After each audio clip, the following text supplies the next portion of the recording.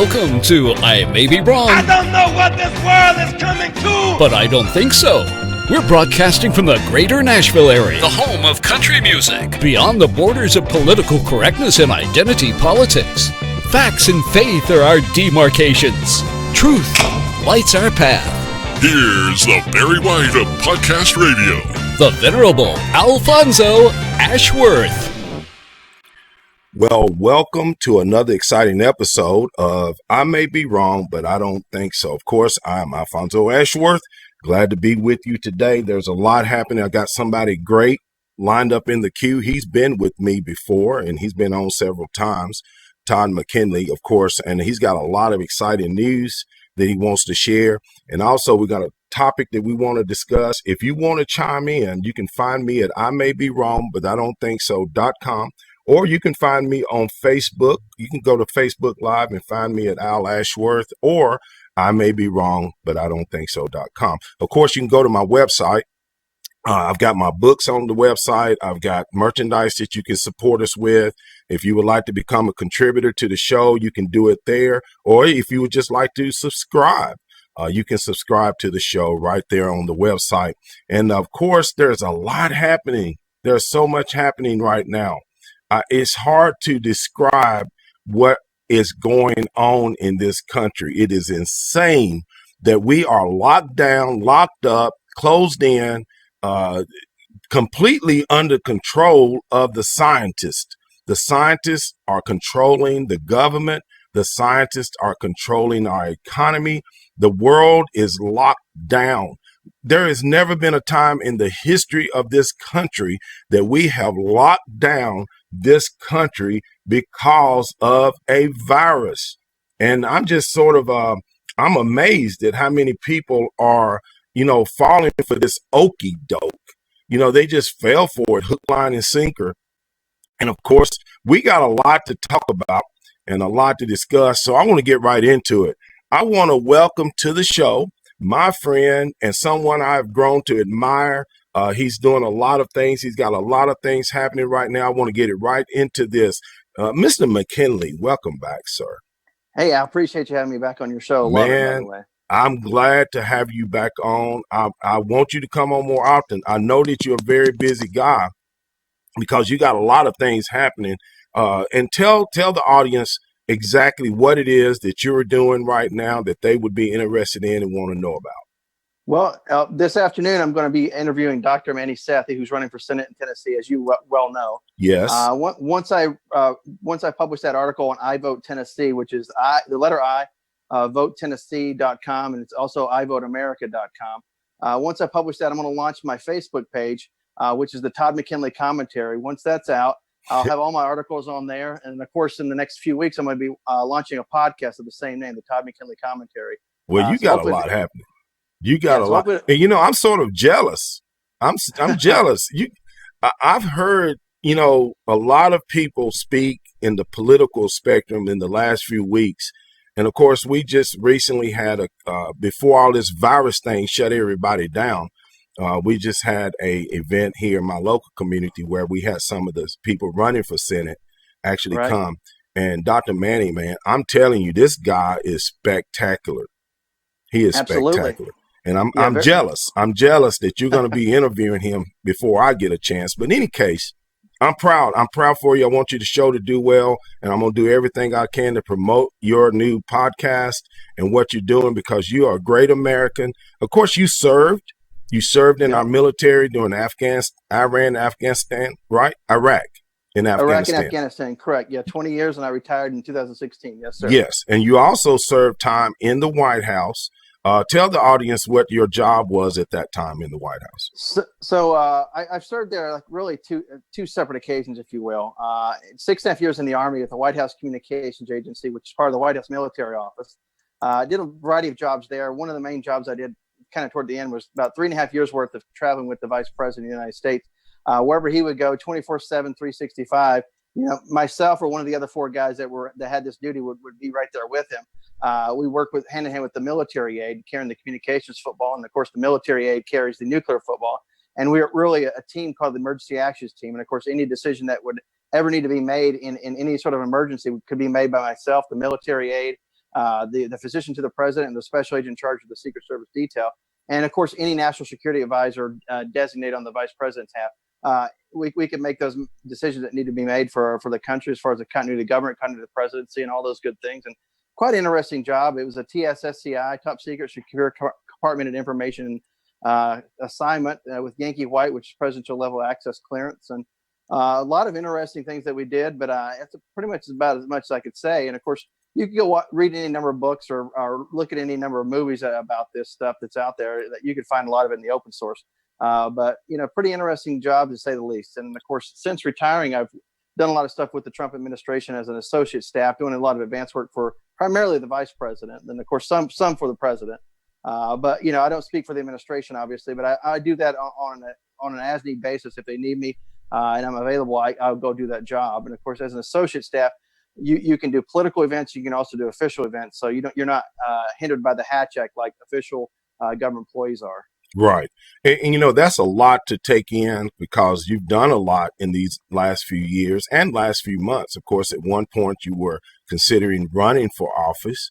And of course, you gave it a great shot at doing that. And we still look forward to you doing it in the future because I think you would be great as a public servant and serving this great nation in any capacity. And of course, with your advanced knowledge of what's going on, tell my audience what should we be concerned about with the present situation with the virus, the government, the lockdowns. What is really going on right now in our government? Right. Well, one of the jobs that I did, in the military, like I said, the Vice President's Communications Response Officer, which is now called Vice Presidential Response Officer. I just described kind of the details there. We did continuity of the government, continuity of the presidency. One of the things that we would do is occasionally tabletop and go do these exercises with regards to pandemics and things of that nature. So I just tell everybody, be aware that you could get sick, but you can get sick any day. Practice good hygiene, and of course the social distancing. That's a good thing, obviously. But I think whenever you have governments, especially at the state, local level, whatever, that wants to get heavy-handed, and of course, like in Virginia, for example, they want to start pushing all this gun legislation, all this other stuff, as if it's part of the pandemic, as if they're doing something to help the pandemic. Be wary of governments like that, government overreach. If the government just gives you some good guidelines and things of that nature, take it for what it's worth. Maybe you exercise those those cautions, social distancing, etc. But be wary of government heavy-handedness, because in a situation like this where people think, oh well, they're looking out for my best interest, people just end up going along, with the program, and then you end up having law enforcement officers that end up just essentially doing their job. They end up following the will of the governor or president or whoever. And of course, if you look at Kentucky, for example, you're sending out state troopers to churches to take down license plates and of course things like that. And if you think those people that went to church aren't going to get reprised against, you have another thing coming. It's very likely that those people could be targeted, and that's what you got to watch out for. Things like that. Well, you got Michigan. You got the governor in Michigan that is basically controlling people almost on every aspect of their lives, well beyond what this virus could do. As you just said, Virginia, that is taking advantage of the situation and trying to get more gun legislation, voter control, where they're trying to get it where people can pretty much vote without having to have an ID or any type of control over the voting. And I don't want to make this all political because we can go both directions in regards to what is happening with the Trump White House versus the Obama White House versus the Bush White House.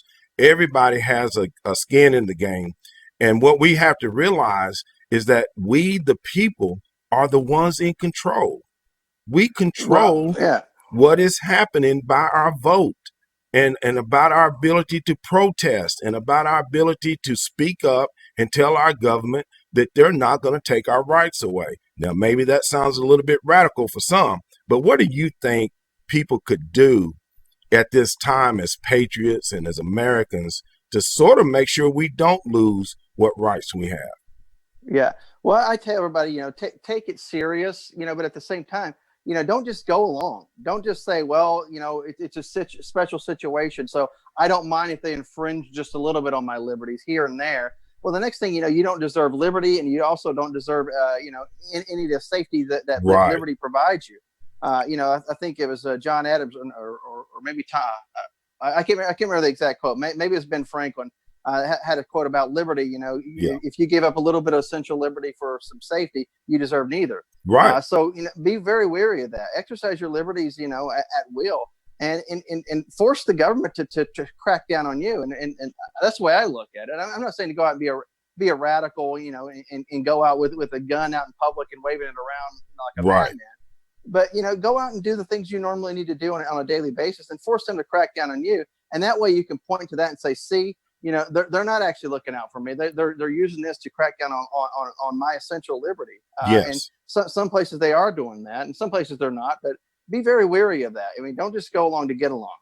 Well, once we head down that slippery slope, it's hard to climb back up again. Once they get you over that top and headed downward, it's almost impossible for you to get the grip to get back up. And I'm afraid that many Americans, especially with the right to keep and bear arms, the right to freedom to assemble, our religious rights, that, of course, the government has no reason to stop people from being able to worship in any manner that they see fit. Now, we may not always agree with what that is. And we have our differences on it in many cases, but in your part of the woods, in your neck of the woods, up in East Tennessee, right. How are the people in your region coping and dealing with this pandemic? I think some are doing just kind of the best they can. Some are being a little sarcastic with it. Some are just going about their normal daily lives. I know some people that haven't shut down their work because they have a lot of essential work that's going on. So they're going to work on a daily basis. Some people are obviously on modified schedules or out of work, especially a lot of people in the service industry. My niece, who came over yesterday and did a little cleaning to make a little money because she works in the service industry. So she's doing a little something on the side if she can. But whenever you talk about the religious services, for example, the government has a responsibility to say, hey, here's what's going on. Here's the possibilities of something happening, whatever it could be. You give us the best case scenario. Then, of course, maybe give us the worst and allow the people to decide whether or not they want to go to church and take the chance of being sick. But don't tell the church they have to close. Right. But we should go in fully equipped with all the knowledge that we need, and let us make the decisions on our own. Let the people that go to churches or go to work or run businesses make the decisions on their own. I think that's probably the best way to go about this. And I think in the long run, most Americans would make the right choice, whether or not they want to go to a restaurant or go to work or have a business or go out in public. I think that's the best way to go about it. Right. Put the information out there and let the American people kind of decide. And if it gets to a situation where we truly need to shut some stuff down, then hey, let's shut some stuff down. But don't tell people they can't go to church, and don't tell people they can't go, buy groceries or something like that. But let's be very careful with this. And of course, governments can take full advantage of these situations, and of course, we're seeing that in a lot of places. And I think people need to learn this and use it as a lessons learned for the next time. Well, what I'm concerned about, I just had somebody respond on my page, and they're pretty much against anything that I post. And, all right. They just said, please slow down so we can understand you. And, okay. and of course, no, they're not talking to you. They're talking to me. Oh, okay. Let me address this. You know what I'm really more afraid of than what the government is doing? I'm really afraid of the ignorance in this population when it comes to our freedoms. Right. I'd be surprised. I guess I'm surprised and more now than I used to be. Because I used to understand that most people were taught civics in my generation. They were taught civics. They were taught to respect our flag. They were taught to respect the Constitution. But more and more Americans that call themselves Americans, that call themselves Christians, are starting to accept the tyranny of the government just because they disagree with someone's politics. Right. How do you address that as a person that was going into politics when you are confronted with these type of people? How did you generally address that, Todd? I say, hey, everybody has every right to their opinion, but they don't have the right to their own facts. Correct. I like to base my opinion and my thoughts and my political ideology based on facts, based on reality, based on history. What has worked, what hasn't worked. I always say, bipartisanship or compromise isn't necessarily a four-letter word. I think if the other person has a good idea, whether it's a Democrat, a liberal, or whatever, take that good idea and use it and make it your own. Now, sometimes people have great ideas that aren't necessarily Republican or conservative, but let's recognize other people can have good ideas, and we should be able to work together and leave each other alone to kind of exercise our own rights as we see fit and our own liberty. But whenever it's other people want to enforce their idea on you, that's where the buck stops right there. You don't have the right to enforce your will on other people. As long as you're not hurting somebody else, you should be able to be whoever you want to be, whether you want to be a liberal or the most left person. Right. But the leftist ideology is more about control, yes, on other people. And that's what they want to inflict on other people. And those of us on the right are saying, hey, hold on a minute. You have every right to exercise those beliefs, but you don't have every right to inflict it on other people. So that's the way I look at it. And of course, your own, I'm not running for office, and I have no intentions of running for office, but I will express my opinion in terms of my rights as far as an American citizen and how those rights are given to me, not by man, but by God, those inalienable rights, the life, liberty, and pursuit of happiness. And so I will defend those to the last breath. My concern at the moment is how many Americans are willing to capitulate with foreign governments, China, Iran, Iraq, they will go for any government except the one under President Trump. That's concerning. And the media, very concerning. Dangerous. The media has decided to side with other countries, other nations, and overlook the rights of the American people. Now, of course, and we just got few more minutes, so I want to get some things in. Tell the audience again, what is it that you're doing that they're going to be interested in, and lay it out for them. Yep. So I'm getting ready to launch the Facebook page. As I said, it's the Todd McKinley Commentary, and you can find that once I launch it. It'll be probably tomorrow. It'll go live, and you can just simply search at Todd for House. It's TODD, the number 4, HOUSC. That's also my Twitter handle. Or you can follow me on Facebook, Todd McKinley, or Todd A. McKinley is my personal Facebook page. Everything I post there, I post as public anyway, so everybody can see it, so nothing's hidden. And then, of course, I'm going to do a podcast. Like I said, it's going to probably launch at the end of the month or maybe the 1st of May, called the Todd McKinley Commentary as well. And I'll post that on the Facebook page and then share that out on my Twitter handle as well. And of course, looking to have some really good, different candidates for office. And of course, a lot of folks who, whether they are left or right, a lot of people that are nationally known and the people that are very, very popular in the state. For example, this afternoon, I'm interviewing Manny Sethi, Dr. Sethi, who's running for Senate. Yes. And I'm looking to get that out there. And of course, I publish those on I Vote Tennessee and I Vote America, which is the letter I and Vote Tennessee. You can follow me there. And of course, follow all the good authors there, and a great conservative platform. And of course, I post a lot of articles there, and you can check those out even in your home state across this whole country. There's a lot of those things on the different platforms across there. Right. And, the one thing that I can say that I've been upset about is many conservatives, especially those with a lot of influence, are too soft. Right. They're too soft. You have, especially like the conservatives from the old days. And I'm not bashing any conservative, mind you, but you have these folks that want to be liked. Right. It's like, think about George H.W. Bush, for example. How whenever he passed away recently, how they spoke glowingly of him. How he was such a great man. And then you go back and you look at how they bashed him while he was president. Correct. I say it's like this: be who you are. Exercise your rights, life, liberty, pursuit of happiness, especially those inalienable rights. And do what makes you happy, and of course, help other people. And the way I look at it is, they're not going to like you anyway, so don't go out of your way to kind of ingratiate yourself with them. Yes. If they don't like you now, they're not going to like you when you die. They're just only going to try to use your death to try to say, oh, see, this was a Republican we like, this was a conservative we like. But this new modern conservative, the new Republican, we don't like them. But of course, you'll get somebody like, say, Mike Pence, for example. He'll make a great vice president, as he already is. But once he becomes president, they'll hate him. And of course, once he passes away, they'll be like, well, oh, he was a great man. Hypocrites. After all, They're just hypocrites. And that's the one thing I despise on either side are hypocrites. I can say that on the Republican side as well, where they said one thing and do another, or they side with someone and then they say they're not going to. That's the one thing that I like about President Trump. You're going to get unvarnished. You're going to get what you're going to get. The media, they don't like the president, but he does not take backstage and just hide from them. He confronts them and they can't stand that.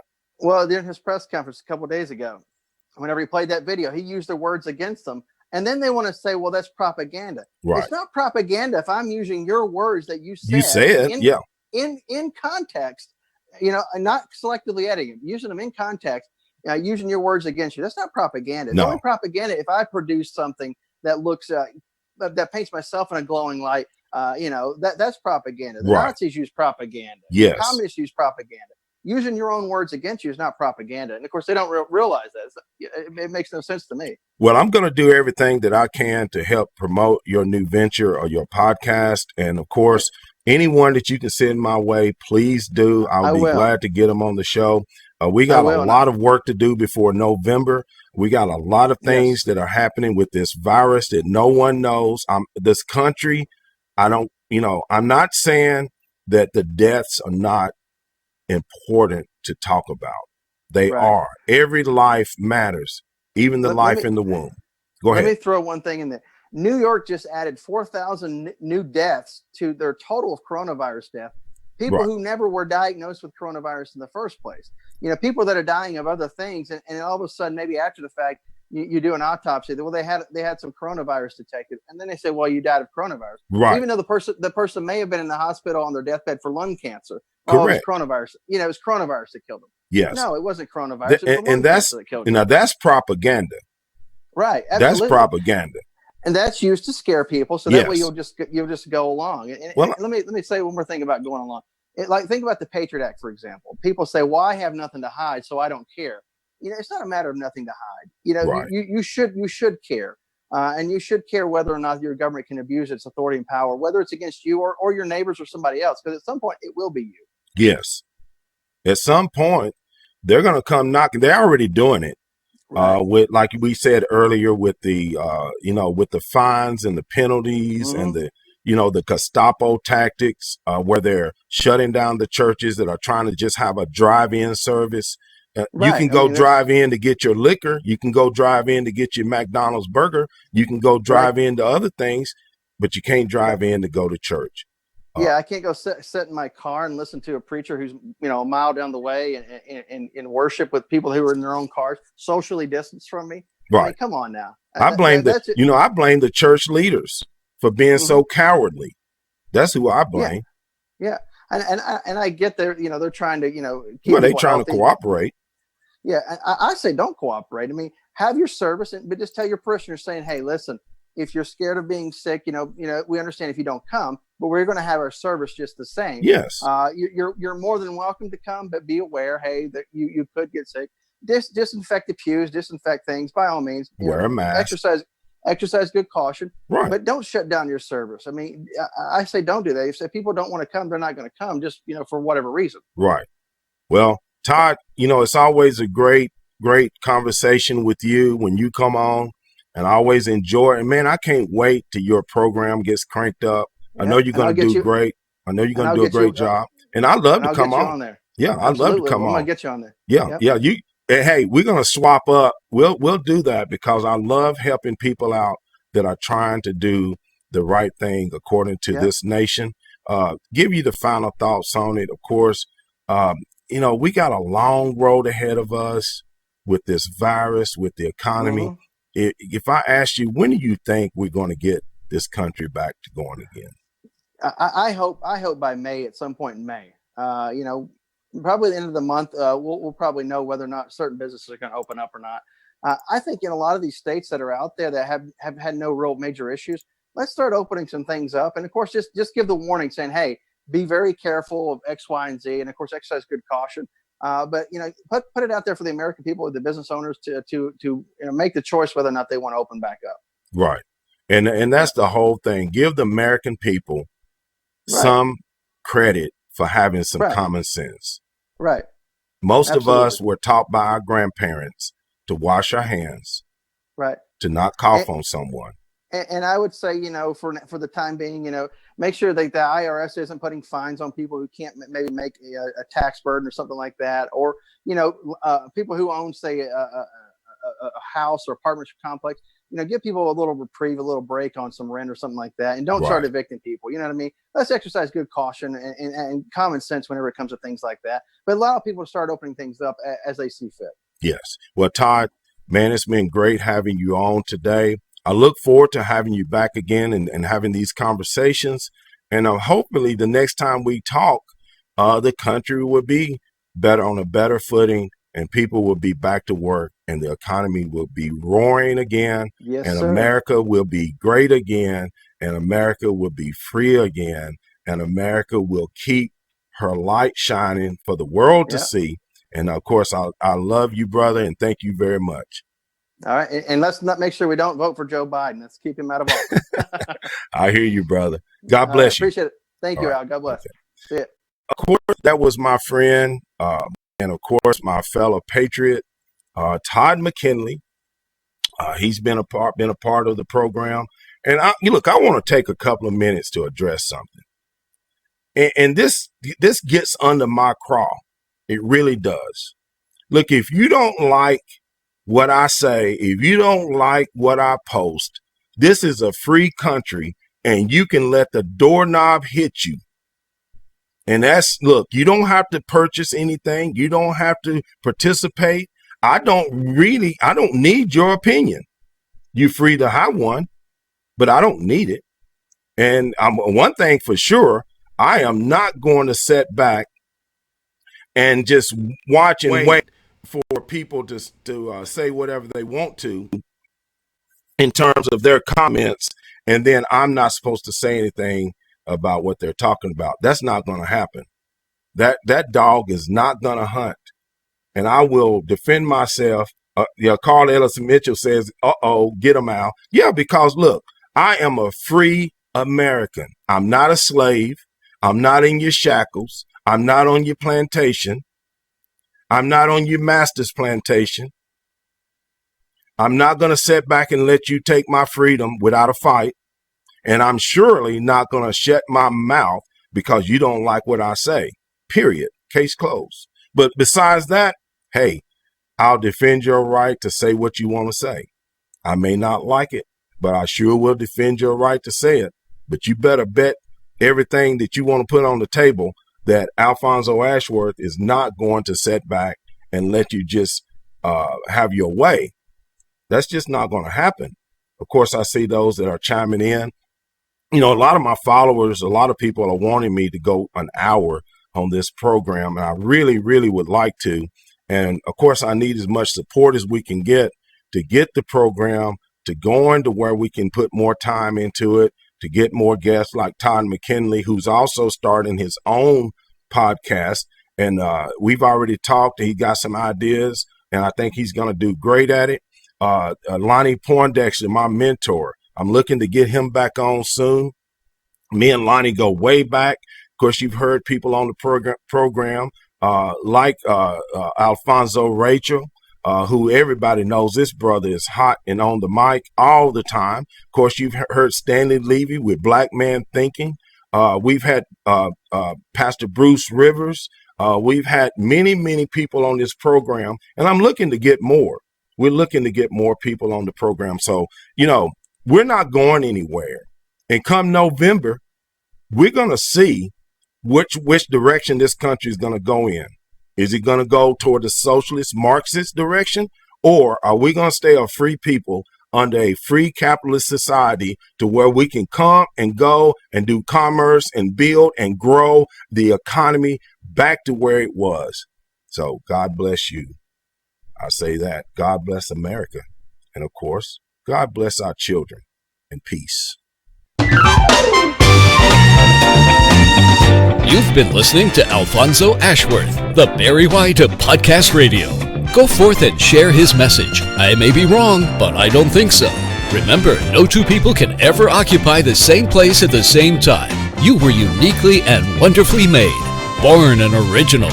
Don't die a copy. God bless. Peace.